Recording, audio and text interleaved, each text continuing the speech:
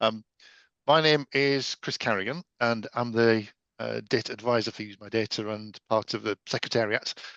Just a reminder, we put these sessions on every few weeks. We had a dip in the summer. They're on one theme. The themes which come from our members, they all suggest them.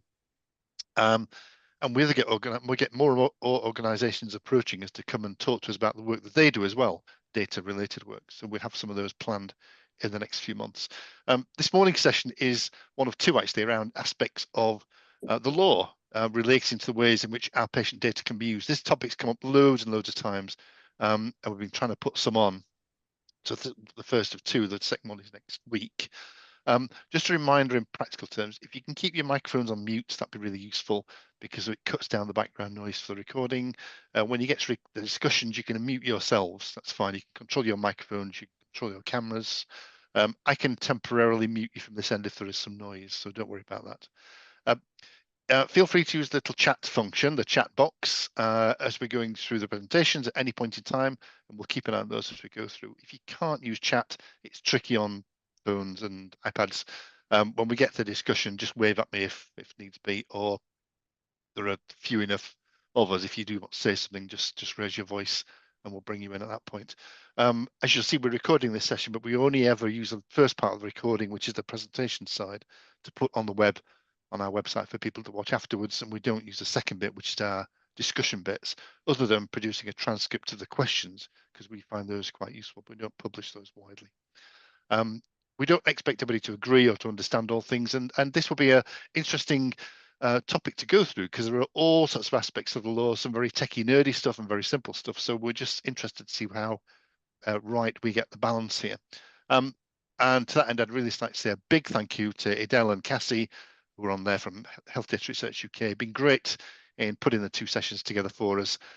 So I'll now let them introduce themselves and hand over to them. Great. I'll introduce myself first. First, thanks very much for inviting us to speak. My name's Edel McNamara, and I'm the Data Protection and Information Governance Lead at HDR UK. And along with Cassie, we support kind of a variety of research projects from legal, data protection, ethics, and kind of sometimes more point of view. Just pass over to Cassie. Hi, morning. Great to see everyone. I'm Cassie Smith. I'm the Director of Legal Trust and Ethics for Health Data Research UK. I'm a solicitor by background, a lawyer, but my role at HDR UK also includes working with our Public Advisory Board and on our PPI initiatives as well. Edel's going to lead on the presentation, which we've put together, and I'm happy to jump in for any questions, and thanks everyone for joining. Back to Edel. Great. I'll kick off then, and hopefully we'll be able to share my screen. Yeah, so today we're here to, I think, talk about the very exciting topic of the new Data Use and Access Act. So we'll just give a little bit of kind of background and overview of the laws that affect research, and then go into the main provisions of the Act that affect research, and then we'll cover a few of the other changes as well. And then there'll be lots of opportunities for kind of like questions and discussions afterwards. I'll attempt, I'm actually not going to, I won't keep an eye on the chat while I'm presenting, but if anyone has any questions, feel free to kind of like raise your hand or pop in, and Cassie as well, if there's anything you want to add, please feel free to do so. So firstly, I thought it might just be a good place to start is to kind of do an overview of the use of data for research and kind of the laws in which affect this or kind of govern this. So there's kind of four main types of laws that affect this. And the first is statute.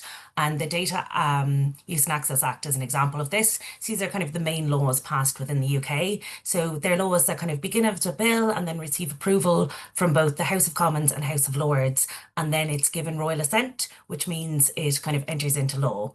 So examples of this for research are things like the Human Tissue Act, even UK GDPR, or the Data Protection Act 2018. Next, we have common law, which is a kind of other most significant part of law, which I think affects research. Common law is judge-made law, basically. So it's not written down like statute, nor does it have kind of like all of these detailed provisions. So common law is based on precedents from previous judgments. So it's kind of basically a body of law based on previous court decisions. The common law duty of confidentiality is an example of this. Which kind of you probably will be familiar with from research, but kind of the requirements of this are that the information must kind of have a quality of confidence. It must have been given in circumstances which would impose an obligation of confidentiality. and like an unauthorized use of it would kind of have a detriment to the individual. So we see kind of this talked a lot in the area of research. So kind of this common law duty of confidentiality can be overridden. And there's kind of processes in place for this, which are kind of like involve research ethics approval and going to organizations like the Health Research Authority. And just to note that kind of common law does differ from kind of statutes. So while we have kind of like a variety of statutes affecting research, we have to kind of obey all of the obligations within all of them and obey any of the kind of obligations within the common law duty of confidentiality. Next, we've just put in contract. So these are kind of like any requirements imposed by kind of contracts or legal agreements signed by research. So you'll see like there's a variety of agreements signed for research, such as kind of like data access agreements or material transfer agreements, or sometimes non-disclosure agreements.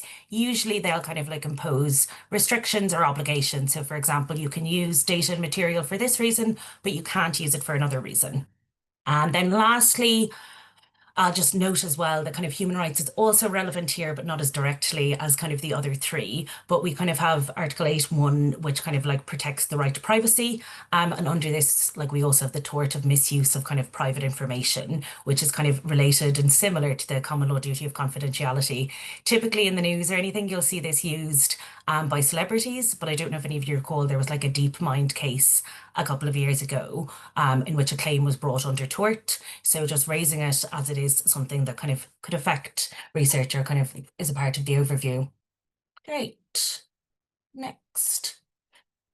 So perfect. What is the Data Use and Access Act? So this is just a little bit of history. So this is the new kind of like bill that changes both UK GDPR and all of the other kind of laws affecting data protection in the UK. So it's the first kind of bill, it's the first act or laws that changes UK GDPR at all. So we'll kind of go through some of the changes. It kind of entered into law or received royal assent in June 2025. Some of the provisions immediately took effect, but most of them won't take effect until the end of the year. This is because the majority of the changes need to be implemented by something called secondary legislation. And secondary legislation are laws that are made by like the government or ministers under an act. So basically there are powers within this act that need to have more detailed provisions put in place. So these kind of secondary legislation and laws will contain the kind of more practical measures on how the law will actually operate, fill in the details and how it's enforceable. An example of this is if like you look at the Misuse of Drugs Act, new substances are often banned as kind of like new information becomes available to them. So new drugs are often banned like with kind of secondary legislation. Yeah, and I think we expect most of the substantive provisions are expected in six months. So I think we should see them just before Christmas. This law took a very, very, very long time to put into place. I don't know if anyone kind of has been following the journey, probably not as detailed as Cassie and I were following it, but it's come from like a number of manifesto promises. I think both previous like Labour manifesto promises and also previous government Conservative manifesto promises. So it's had like a long, long lifespan. It also kind of comes from the Department of Digital Culture, Media and Sport ran a consultation about data and new direction in 2022. So a lot of this comes from that. And there was also the Data Protection and Digital Information Bill, which some of the provisions have come across to this Data Use and Access Act, but not all. And that failed in kind of either the House of Commons or House of Lords and didn't proceed to enact. We'll just move here. So you can see this is kind of like a press release from DCIT. These are kind of like what DCIT said are kind of the three main points of the Act, which are kind of for economic growth, to enable modern digital government and to improve people's lives. There's a number of like specific examples under each of these, such as kind of like for economic growth, setting up kind of like smart data schemes and establishing digital verification services, and as well as kind of like for like changes to the electronic system and making them kind of more online and kind of like improving interoperability standards of like IT. I think the main point of this is this, from what we can see so far anyway, this isn't a drastic change to the law. It isn't anything that's incredibly radical or changes in that much detail from EU GDPR. In practice so far, we can't see kind of many substantive changes in it that will affect research. That might change as kind of some of the secondary legislation is implemented, as we discussed, but it's more than likely that kind of organizations and companies operating within the EU and UK won't kind of see a substantial difference in how kind of they're operating or the things that they need to do. We'll go into a bit more detail later, like there's some kind of more kind of like rights and some kind of like things companies will need to do to update on, but from the substantive provision, it's kind of more of a like small departments kind of starting the changes of the law as opposed to anything else. So here I'm going to run through now the key concepts and changes to this law which relate to research. So the first of these is a change to GDPR and a change to the law as it currently stands. And this is about purpose limitation. So purpose limitation is a concept under GDPR, which is that personal data basically must only be used for the purposes it was collected for, and you must kind of like ensure privacy throughout and not use it for anything else. At the moment, you can do further kind of processing to data that is collected. However, under kind of GDPR, you're not allowed to do so unless you either have consent or there is a specific like derogation or exemption built into the law, or it's compatible. The new law kind of reshuffles and changes this a little bit. So previously it was no kind of new purposes unless kind of X, Y, and Z. Now there's no further processing unless it's compatible. And I think the big change here is that there's been a number of situations deemed within the new legislation that have been automatically deemed to be compatible. One of these is scientific research. So this kind of, if there's data collected for another purpose, you will be able to use that kind of data for research more easily within this kind of principle of kind of GDPR and data protection.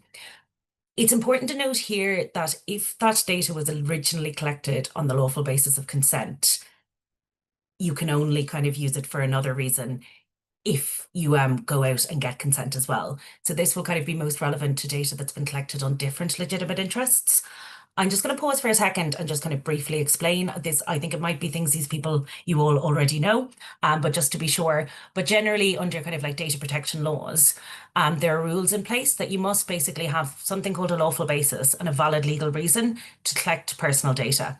There's 6 of these, and they're things like legal obligation, consent, legitimate interest, public interest. And basically you must fulfill one of these conditions to use data in any way. Great. So that's kind of the first change. This is one change. Yeah, so this is kind of one of the most, I think, more significant changes within it. Next, we're going to go on to international data transfers. I think this is actually the biggest change we've seen. So under UK, I'll explain briefly what the kind of differences were between under UK GDPR and what it is now, and then kind of go into some of the other kind of details about it. But under UK GDPR, you're only able to transfer data outside of the UK if there's an equivalence. And that basically means if there's the same level of protection in place that GDPR has. So the destination country would either have to have something called an adequacy decision or appropriate safeguards in place. An adequacy decision is something kind of done by the European Commission, which has said like a number of countries, basically these countries have the same level of protection as the EU, and therefore we can transfer data to them as if they are the EU. There's a very small list of these, so all of the countries within the European Economic Area are included, and there's I think 13 other countries that are included in this. If you don't have an adequacy decision, you have to put in place appropriate safeguards. And these are kind of like usually legal mechanisms in place to ensure that there are rules about how the data will be used. So what's new under the Data Use and Access Act? The Data Use and Access Act changes the laws on international transfers. So basically that the new test is transfers can be like, there's a new data protection test in place, which checks whether the standards of data protection in the destination country are not material lower than the UK standards. So that's kind of the first difference we see, is that it's kind of not an equivalent, it's material lower. And then secondly, it's transfers subject to like appropriate safeguards can still be done, assuming the kind of data exporter is acting reasonably and proportionately, they consider the data protection test met. As I mentioned at the beginning, a lot of the kind of provisions within this aren't going to be in place until just before Christmas. So we don't know in practice how much this is going to change. anything or if it will in the beginning, but it is a difference to the legal test in place. And just to note here that it is kind of international data transfers are, I think, one area of incredible difficulty for research projects, because it's one of the areas where GDPR imposes very, very strict obligations that can be very, very hard to meet. And sometimes they can be quite difficult because one of the most commonly used safeguards is something called the standard contractual clauses. And some institutions abroad are unable to accept these contractual clauses because they can't accept foreign jurisdictions, but you're not able to change the standard contractual clauses. So you're just kind of like caught in a little bit of a catch-22 there. So yeah, I think other things just to note within this, that the UK government can approve countries with sufficient level of data protection, like adequacy. The government may also kind of ban transfers to certain countries where such restrictions are in the public interest. And as noted, the kind of like existing mechanisms remain valid probably until December, but we'll see when the new rules take effect. And lastly, just to note that there is one other specific provision about international transfers that might be of interest. The Secretary of State, under the new laws, has the power to kind of specify specific standard contractual clauses for specific transfers or transfers of data. We don't know what this means in practice yet, but it kind of could mean that there's the power to approve kind of certain terms where there are like certain kind of transfers that are ongoing regularly. So you could see something that often researchers are using data, like pseudonymized data, within a trusted research environment, which has kind of limited access and a number of other kind of safeguards in place. So it could be possible that you see like a specific provision being put in place for that or anything else. Right. Next, broad consent. Firstly, I just want to make it clear that broad consent and consent under GDPR are different to consent under the common law. So kind of consent under common law is where, what I explained before about the kind of duty of confidentiality and where that relies. Consent here, we're speaking of like consent kind of as a lawful basis for processing data in general. So firstly, kind of broad consent means that a person agrees to like let researchers use their personal data for general scientific research, even if the exact details of the study aren't known yet. So for example, instead of asking someone to agree to a specific study about one disease, researchers can ask permission to use their data in studies related to a group of diseases or a broader research topic. And this is because consent under GDPR has incredibly strict rules. It must be freely given, have clear and understandable information, clear affirmative statement of agreement, and there must be kind of an opportunity to withdraw that consent. It is also just important to note that consent is rarely used as a lawful basis for research, and more often you'd see kind of public interest or legitimate interest being used. So broad consent enables kind of like individuals to sign up to kind of multiple types of research studies, or the kind of consent itself doesn't have to be as specific. This is not a very significant change. This already existed under UK GDPR in the kind of recitals, which acknowledged for science that it wasn't always possible to identify all of the processing purposes at the time of data collection. What the main change is now is this has now been brought into the main provisions of the bill, as opposed to the recitals or schedules at the back. And I think the government here kind of hoped it would kind of raise awareness on the concept and give researchers greater clarity. Right. Next, again, the definition of scientific research. Again, this is has quite minimal impact, I would think. This already existed under GDPR, similar to broad consent, but has been brought into the kind of main provisions of the legislation. So the new definition of scientific research, which is contained within the kind of bill, within the Act itself, is kind of all reasonable activities that can be described as scientific, irrespective of the source of the research funding and whether or not it is commercial. That is a difference, is the kind of irrespective of the research funding or whether or not it is commercial. I'm not sure that this was explicit within the Act before, but it wasn't something that I'm aware of being prohibitive. But again, this was kind of similarly within GDPR beforehand. So it's not a massive change here. Next, we have, this isn't a very drastic change either, but it's a specific exemption that's been put in place. So this is kind of an exemption from the kind of right to be informed or privacy notice requirements for the reuse of directly collected data. So basically, under kind of UK GDPR, you have to inform data subjects about how their data is going to be used, etc., and how this will change. Usually, if you're kind of changing the purpose for processing, you're required to kind of contact individuals and inform them of this changes. This means this act kind of allows an exemption for this, where kind of contacting the data subjects or giving them information directly would be impossible or have a disproportionate effect. There's a number of factors to consider when seeing whether things would be impossible or have a disproportionate effect, such as like the number of data subjects, the age of them, and what safeguards have been put in place. I don't, even under this, controllers are still kind of required to have like public privacy notices online, etc. So I'm not sure what the exact changes are in practice, how much this will change anything, but we'll, I suppose, wait and see about it. And then lastly, this is just a flag that this has only been, I've been focused on the kind of changes that affect or are most relevant to research.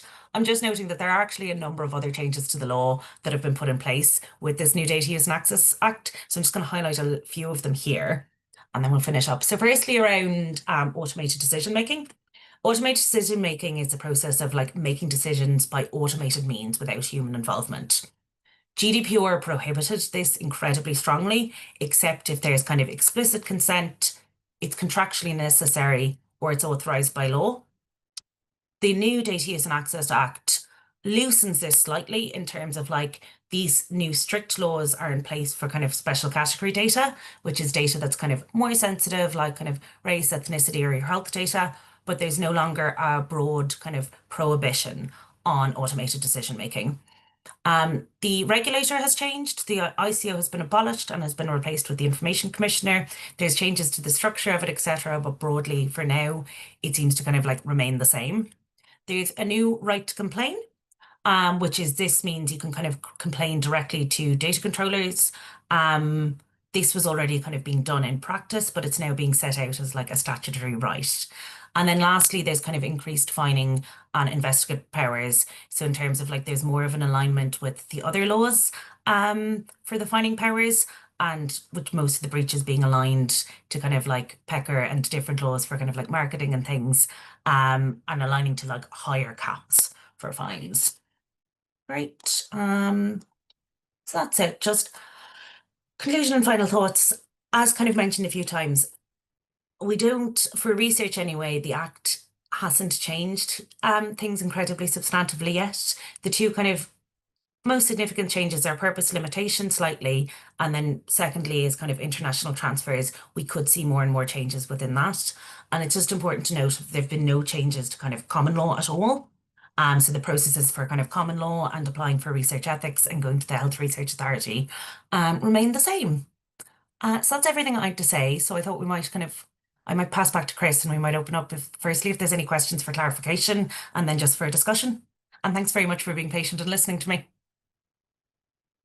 Edel, thanks. That was a really good run through of a very complex topic. I'm glad you did it and not me. Edel, Cassie, thanks ever so much for this morning. I think we're going to have to draw that to a close because my clock on here says 10:58. Thanks again for taking time doing the presentation. Looking forward again even more to next week. If people haven't registered, please do, because a link was in this week's newsletter. And yeah, thank you everybody for attending. Thanks for the questions. We'll post the first part of the recording up on the website. You'll see that in the newsletter. Elizabeth will send that link out. And thank you for your time. Have a really good weekend. Hope you've enjoyed it.